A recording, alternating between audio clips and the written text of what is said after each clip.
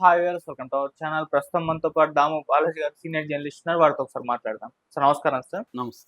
Sir, ఛత్తీస్‌గఢ్‌లో మావోయిస్టుల పైన ఎన్‌కౌంటర్‌లు వరుసగా జరుగుతూనే ఉన్నాయి సార్. మనం చెప్పుకుంటూ కూడా ఉన్నాము.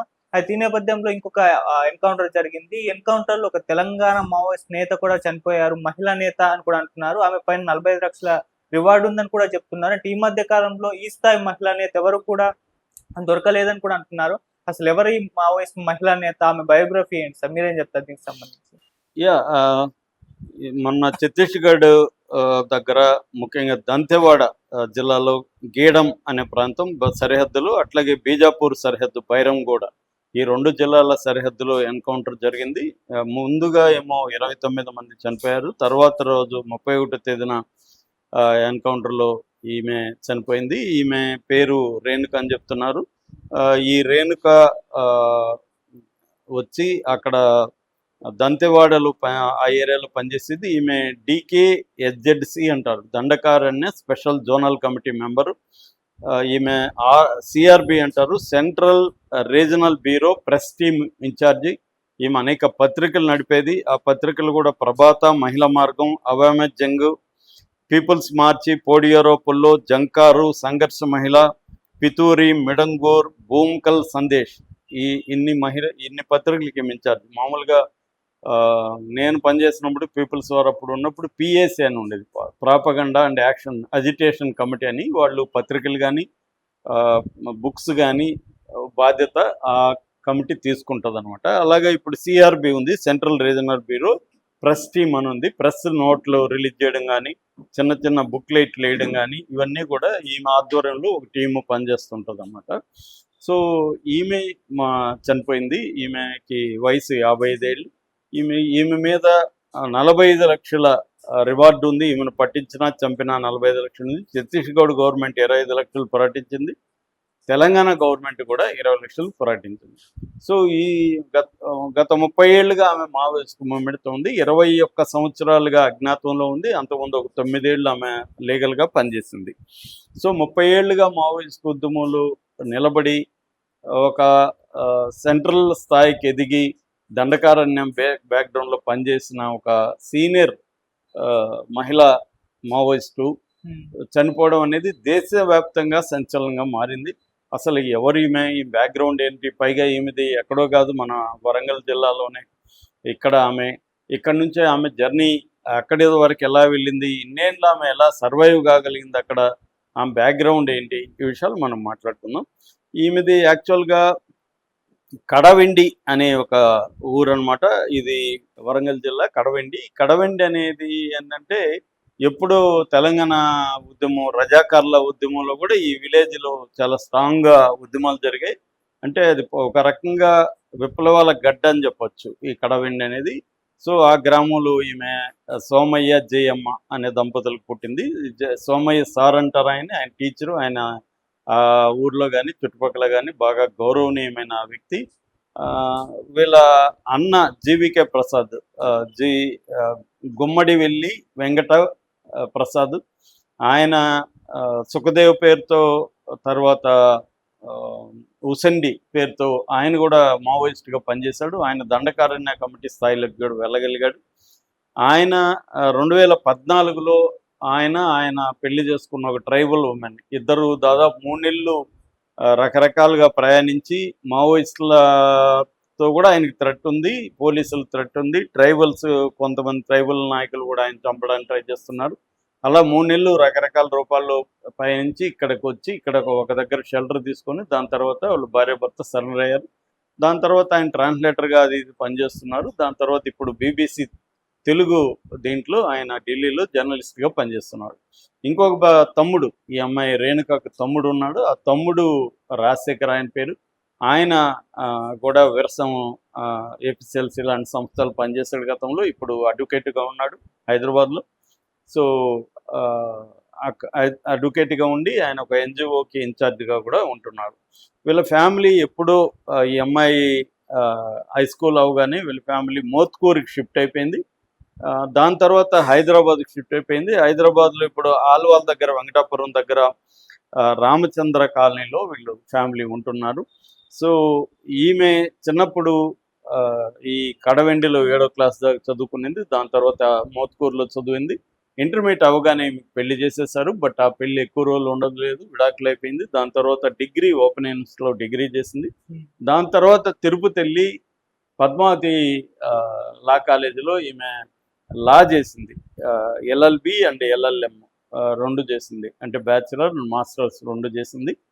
అప్పుడు తిరుపతిలో ఈమె అంటే 90s ఈమె మహిళా శక్తి అని అక్కడ ఒక ఆర్గనైజేషన్ ఉంది. ఈ మహిళా శక్తి ఆర్గనైజేషన్ అప్పటి మావోయిస్ట్ సంస్థ పీపుల్స్ వార్ అని ఉండేది. పిడబ్ల్యూ అంటారు దాన్ని. ఈ వీళ్ళేమో గవర్నమెంట్ ఏమో దాన్ని పిడబ్ల్యూజీ అని పిలుస్తుంది, పీపుల్స్ వార్ గ్రూప్ అని. సో అది గ్రూప్ కాదు, పార్టీ అని వీళ్ళు అంటారు. మొత్తానికి ఆ పీపుల్స్ వార్లో ఈమె అనుబంధంగా ఈ మహిళా సంఘం ఉండేది.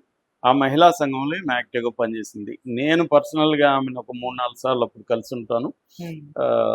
నేను కూడా అప్పుడు ఏపీసీఎల్సీలో పౌర హక్కుల సంఘంలో పనిచేసేవాడిని. ఆ క్రమంలో మేము ఏపీసీఎల్సీ మహిళా శక్తి కలిసి కూడా కొన్ని ఇష్యూలు టేకప్ చేసేవాళ్ళం. అప్పుడు ఈమె నేను కలిశాను.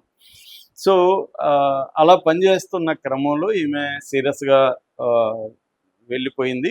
ఫుల్ టైమ్ మావోయిస్ట్ పార్టీలో చేరిపోయింది. 2004లో ఆమె మావోయిస్టుల అజ్ఞాతంలోకి వెళ్ళింది. అంతవరకు బయట ఉన్నింది. బయట కూడా ఆమె అదే పనిలో ఉండింది.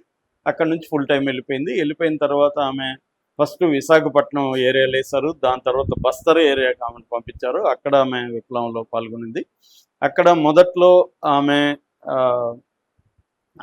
సిసిఎం అప్పుడు అంటే సెంట్రల్ కమిటీ మెంబరు దుల్లాల ఆనంద్తో కలిసి వర్క్ చేసింది. దాని తర్వాత 2013 ప్రాంతంలో మాడ్ అంటారు, అక్కడ మాడ్లో ఈ స్పెషల్ జోనల్ కమిటీ మెంబర్ రామన్నతో కలిసి పనిచేసింది. తర్వాత రామన్న చనిపోయిన తర్వాత 2020 ప్రాంతంలో ఆమె CRB central regional bureau press team ఇన్ఛార్జిగా అప్పుడు అపాయింట్ అయింది. అప్పటి నుంచి అదే పోస్ట్లో ఉంటుందన్నమాట. దాని తర్వాత ఆమె పర్సనల్ విషయాలకు వస్తే ఫస్ట్ ఒక మ్యారేజ్ అయింది, అది విడాకులైంది. దాని తర్వాత పార్టీలోకి వెళ్ళినాక ఫస్ట్ ఆమె ఎర్రంరెడ్డి సంతోష్ రెడ్డి అని ఆయన్ని పెళ్లి చేసుకుంది. ఈ సంతోష్ రెడ్డితో నేను కూడా కలిసి కొంత ట్రావెల్ అయ్యాను. సో ఈ సంతోష్ రెడ్డిని పెళ్లి చేసుకుంది. సంతోష్ రెడ్డిని పెళ్లి చేసుకున్న తర్వాత ఆయన చనిపోయారు. ఆయన చనిపోయిన తర్వాత శాఖమూరి అప్పారావు ఆయన సుదీర్ఘకాలం జైల్లో ఉండి బయటకు వెళ్ళాడు. శాఖమూరి మళ్ళీ ఉద్యమంలోకి వెళ్ళాడు. ఆయన్ని పెళ్లి చేసుకుంది. ఆయన నల్లమల్లో 2010లో చనిపోయాడు. ఆ తర్వాత ఈమె పర్సనల్ వివరాలు, వైవాహిక వివరాలు అయితే లేవు.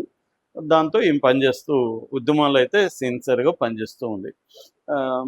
మొన్న జరిగిన ఎన్కౌంటర్లో ఇటు డిఆర్జీ అంటారు. డిఆర్జీ అంటే డిస్ట్రిక్ట్ రిజర్వ్ గార్డ్స్. వీళ్ళు ఎక్కువగా ట్రైబల్స్ని తీసుకొని వాళ్ళ కంటితో, వాళ్ళ చేత్తో, వాళ్ళ వేలుతో వాళ్ళ కన్ను పొడవడం అనే ఒక కాన్సెప్ట్. గతంలో కూడా సల్వాజుడు ఉండేది కాంగ్రెస్ పీరియడ్లో. ఇప్పుడు బీజేపీ వచ్చినాక డిఆర్జీని ఫామ్ చేసింది. డిఆర్జీ వచ్చి అక్కడ ఉన్న ట్రైబల్ యూత్ని తీసుకోవడం, వాళ్ళ ద్వారా అయితే ఈజీగా పట్టుకోవచ్చు అని డిఆర్జీని ఏర్పాటు చేశారు. దాని తర్వాత CRPF central reserve police force, దాంట్లో మళ్ళీ ఒక బెస్ట్ సిఆర్పిఎఫ్లో ఉండే బెస్ట్ వాళ్ళని ఏరుకొని వాళ్ళకి జంగిల్ వార్ఫేర్ ట్రైనింగ్ ఇచ్చి వాళ్ళని కోబ్రా పేరుతో ఒక 14 బెటాలియన్స్ ఉన్నాయన్నమాట. కోబ్రా అనేది ఏంటంటే commando battalion for resolute action అంటారు అనమాట. దీన్ని కోబ్రా అని పిలుస్తారు. ఈ కోబ్రా ఏంటంటే గ్లోరీ ఆర్ డెత్ అంటారు. గ్లోరీ ఆర్ డెత్ అంటే చనిపోయి గౌరవం పొందడమా, అంటే విజయమా వీర స్వర్గం లాగా, లేదా చావు, అంతే. అటువంటి ఒక మోటో వీళ్ళకి ఉంటుంది అన్నమాట. జంగిల్ వార్ఫేర్లో వీళ్ళకి ఎక్స్పర్టైజ్ ఉంది. వీళ్ళు ఈ 3 దళాలు దీన్ని ఇస్తారు. ఇదంతా కూడా ఆపరేషన్ కగార్. ఆపరేషన్ కగార్ అంటే అర్థమైందంటే ఫైనల్ మిషన్ అనమాట. అంటే ఇది ఫైనల్ అంటే అమిత్ షా డిక్లేర్ చేశాడు 2026 మార్చి 31కి మావోయిస్టులని కంప్లీట్గా ఎరేస్తామని. అందుకని ఆపరేషన్ కగార్ అని పెట్టారు. అంతకుముందు కాంగ్రెస్ పీరియడ్లో గ్రీన్ హంట్ ఉండేది. దాని తర్వాత సమాధానం పెట్టారు. దాని తర్వాత ఆపరేషన్ కగార్ అని ఇప్పుడు పెట్టారు. ఈ పెద్ద ఎత్తున అయితే చంపేస్తున్నారు ఈ మధ్యకాలంలో. ఈరే దాదాపు ఈ ఛత్తీస్గఢ్లో మాత్రమే 135 మందిని ఈ 3 నెలల్లో చంపేశారు. అందులో బస్తర్ ప్రాంతంలో మాత్రమే 119 మందిని చంపేశారు. ఇందులో మహిళలు ఎక్కువగా ఉన్నారనమాట. దాదాపు ఎందుకంటే నేనున్నప్పుడు అంటే 95-90 ఆ ప్రాంతంలో ఉన్నప్పుడు మహిళల సంఖ్య తక్కువగా ఉండేది. దాదాపు 18 to 20% మహిళలు ఉండేవాళ్ళు. ఇవాళ ఆ, ఈ ముఖ్యంగా ట్రైబల్ నుంచి రిక్రూట్మెంట్ పెరిగింది. ఇవాళ కింది స్థాయి కేడర్లో 60% మహిళలు ఉన్నారు. అట్లాగే పిఎల్జిఏ అంటారు, పీపుల్స్ లిబరేషన్ గెరిల్లా ఆర్మీ అనమాట. అది ఆర్మీ యూనిట్ ఆఫ్ మావోయిస్టులు. వాళ్ళల్లో కూడా 60% వరకు మహిళలే ఉన్నారు. పైకి వెళ్ళే కొద్దీ మహిళల శాతం తగ్గుతుంది. ఓవరాల్గా 40 నుంచి 60% వరకు మహిళలే ఈ మావోయిస్టులుగా పనిచేస్తున్నారు. అందుకని దాదాపు ఈ మధ్యకాలంలో ఒక 100 మంది మహిళా మావోయిస్టులను కూడా చంపేశారు.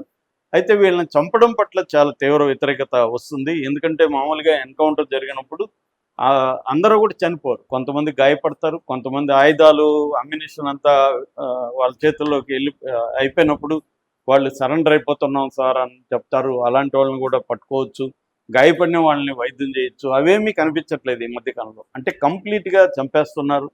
అది ఒక యాంగిల్ అయితే, రెండో యాంగిల్ వీళ్ళందరూ మావోయిస్టులు కాదు, ట్రైబల్స్ని కూడా పట్టుకొచ్చి లెక్క కోసం చంపేస్తున్నారు. ఎందుకంటే వాళ్ళకి టార్గెట్ ఇచ్చారు, వాళ్ళ మీద ప్రెజర్ ఉంది. మీరు ఈరోజు ఎంతమందిని చంపారు, రేపు ఎంతమంది చంపారు అని లెక్క కోసం వాళ్ళు ఎవరోని చంపేస్తున్నారు.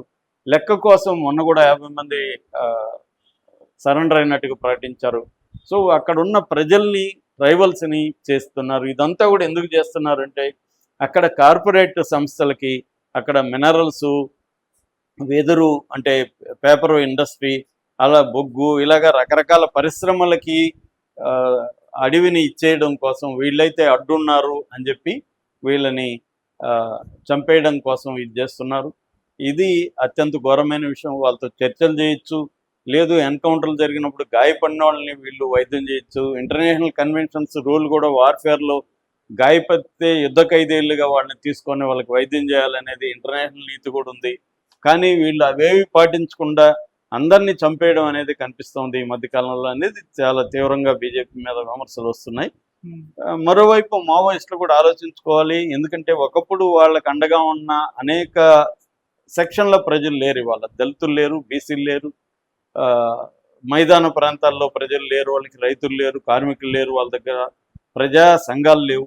ఓన్లీ ఏంటంటే 500 రకాల ట్రైబ్స్ ఇండియాలో ఉంటే అందులో 50 రకాల ట్రైబ్స్ మోస్ట్ వల్నరబుల్ ఇదనమాట, ప్రిమిటివ్ వల్నరబుల్ ట్రైబల్ గ్రూప్ అంటారు, పీవీటీజీ. ఈ పీవీటీజీ ఒక 50 రకాల ట్రైబ్స్ ఉంటే ఆ 50 రకాల ట్రైబ్స్లో మాత్రమే ప్రజెంట్ మావోయిస్టులు పనిచేస్తున్నారు. సో ఇది కొద్ది కాలం అయిన తర్వాత అక్కడ కూడా వీళ్ళకి ఉనికి ఉండే అవకాశం లేదు. సో వీళ్ళు తమ మెథడ్స్ మార్చుకోవాలి, ప్రజా ఉద్యమాలకి ఎక్కువగా ఇంపార్టెన్స్ ఇవ్వాలి అన్నది కూడా వీళ్ళకి కూడా చాలామంది సజెషన్స్ ఇస్తున్నారు మావోయిస్టులకు కూడా. ఇలాగ ఉంటే వాళ్ళు ఇంత పెద్ద టెక్నాలజీని, డ్రోన్స్ ఉన్నాయి, హెలికాప్టర్స్ వాడుతున్నారు, సర్వేలెన్స్ టెక్నాలజీ వాడుతున్నారు, ఇంత పెద్ద స్టేటు టెక్నాలజీని వాళ్ళు ఎదుర్కోలేరు, ఈ ట్రైబల్స్తో కలిపి వాళ్ళు యుద్ధం చేయలేరు. ఇలా ఇప్పుడు ఈమె పాపం 30 ఏళ్ళు చాలా డెడికేషన్తో పనిచేసింది. ఎంతో ఆమె లాయర్గానో ఇంకోటో చేసుకొని సెటిల్ అయి ఉండొచ్చు, కానీ ఆమె నమ్మిన సిద్ధాంతం కోసం ఒక 30 ఏళ్ళ పాటు ఆమె పనిచేయడం అనేది మామూలు విషయం కాదు. ఎందుకంటే స్త్రీలకు ఎక్కువ సమస్యలు ఉంటాయి అడవుల్లో, మగవాళ్ళ కంటే వాళ్ళకి ఎక్కువ వాళ్ళ నెలసరి ఉంటుంది, దానికి సంబంధించిన ఇబ్బందులు ఉంటాయి, వాళ్ళకి ప్రత్యేక జబ్బులు వస్తాయి. అలాంటి ఉన్నా కూడా ఆమె నిలబడి 30 ఏళ్ళ పాటు నిలబడి పనిచేయడం మాటలు కాదు. పైగా వాళ్ళ అన్న బయటకు వచ్చేసాడు, వాళ్ళ ప్రేమించి పెళ్లి చేసుకున్న సహచరులు చనిపోయారు. అయినా